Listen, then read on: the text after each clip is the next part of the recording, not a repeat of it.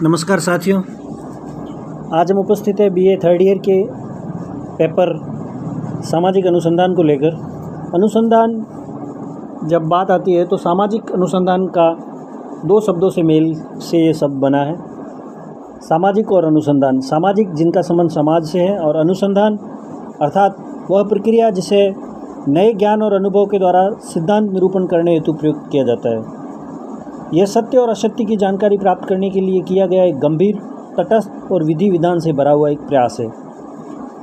इसमें तथ्यों का प्रमाण जुटाते हुए कोई बात नियम या सूत्र सिद्धांत के रूप में स्थापित की जाती है।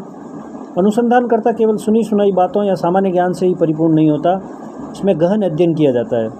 हर पहलू को गंभीरता से लेते हुए उसमें तटस्थता बढ़ती जाती है और दूध का दूध और पानी का पानी बताया जाता है। अनुसंधान प्रारंभ करने वाला व्यक्ति अपने इर्द गिर्द के अनुभव से कुछ मान्यताएं तो बनाता है, किंतु उसमें सत्यता की खोज करने हेतु वह अनुसंधान का ही सहारा लेता है।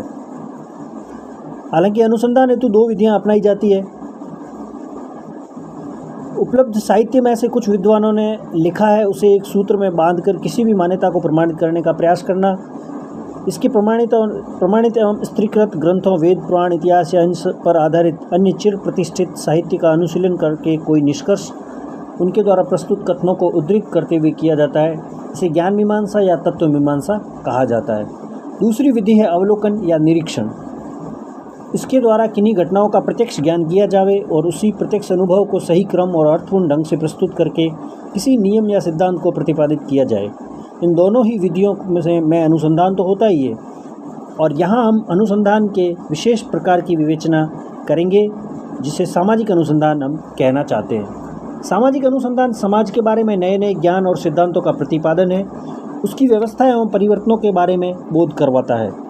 सामाजिक अनुसंधान समाज की समस्याओं का हल खोजने, उसकी दशा और दिशा के बारे में सही ज्ञान प्राप्त करने तथा विज्ञान एवं तकनीकी विकास के प्रभाव को जानने के लिए सुव्यवस्थित एवं विधिवत ढंग से प्रयास करता है।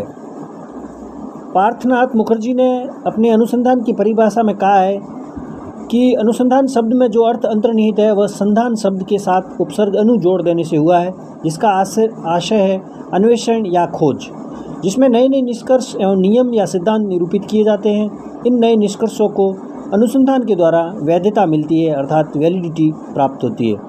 यह वैधता इस कारण मिलती है क्योंकि वैज्ञानिक विधि एवं तर्कसंगत विश्लेषण एवं विवेचन से तथ्यों को एक दूसरे से सही जोड़कर उनमें अंतर संबंध बताकर उनके बीच कार्य कारण संबंध स्थापित किया जाता है। समाज के किसी भी वैज्ञानिक अध्ययन को सामाजिक अनुसंधान कहा जाएगा यदि उसमें किसी भी सामाजिक समस्या या सामाजिक समस्या के दायरे को लेते हुए उनके बारे में ऐसा ज्ञान प्राप्त किया जाए जो समाज के लोगों के लिए न केवल नवीन हो बल्कि उपयोगी भी हो।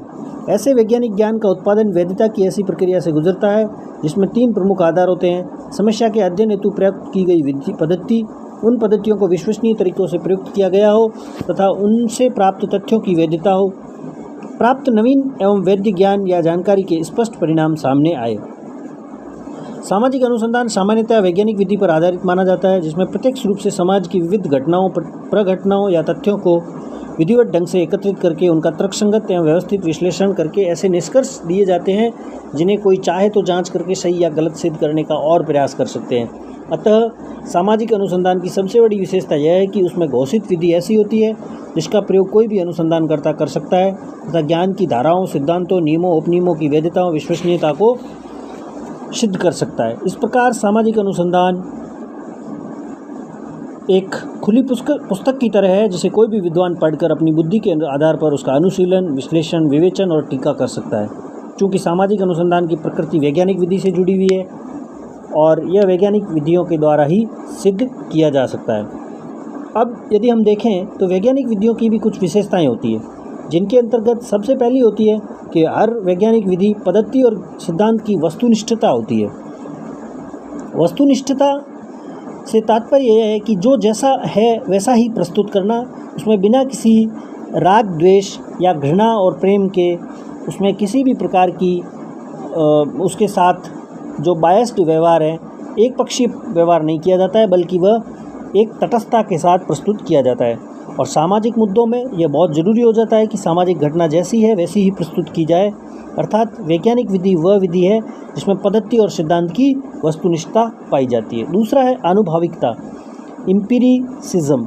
किसी भी वैज्ञानिक विधि में जब निरीक्षण या इंद्रिय अनुभव के आधार पर तथ्यों की जानकारी नहीं की जाती तब तक उसे अनुभवजन्य नहीं कहा जा सकता। वैज्ञानिक स्वयं अपनी ज्ञानेंद्रियों से रंग, रूप, गंध, स्वाद, आवाज़ आदि से घटना की संपूर्ण जानकारी लेता है, घटना के कारणों और परिणामों को प्रत्यक्ष और अप्रत्यक्ष रूप से अनुभव करता है और इसे ही अनुभविकता की श्रेणी में रखा जाता है।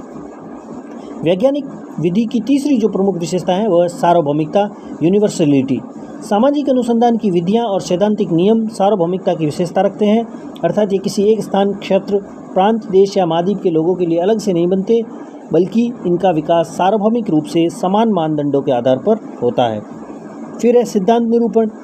वैज्ञानिक विधि जो होती है उसमें अनुसंधान में जो तथ्य प्राप्त होते हैं उनकी उपयोगिता तभी सिद्ध होती है जब प्राप्त आंकड़ों या तथ्यों पर आधारित निष्कर्षों को सामान्य सिद्धांत का स्वरूप दिया जाए। ये सिद्धांत वास्तविक तथ्यों या घटनाओं का अमूर्तीकरण है।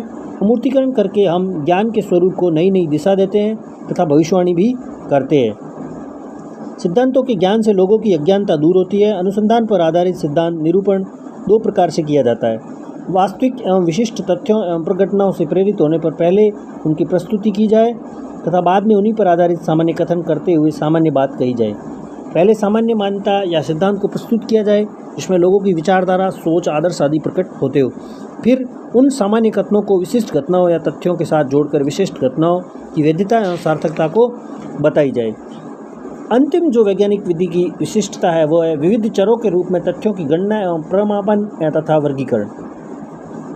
वैज्ञानिक विधि पर आधारित संपूर्ण सामाजिक अनुसंधान की प्रक्रिया की यह विशेषता विशेष महत्व की है। तथ्यों या प्रघटनाओं की पहचान उनकी गुणात्मक प्रकृति अथवा उनकी संज्ञात्मक गणना से की जाती है। फिर है सामाजिक अनुसंधान के उद्देश्य। सामाजिक अनुसंधान मौलिक रूप से एक लक्ष्य अभिमुखी प्रक्रिया होती है जिसके उद्देश्य निम्न है। पहला है नवीन ज्ञान का निरूपण और उपलब्ध सिद्धांतों की जांच। दूसरा है अनुसंधान के द्वारा गंभीर सामाजिक समस्याओं के समाधान। फिर है नीति निर्धारण में इसकी निर्णायक भूमिका होती है।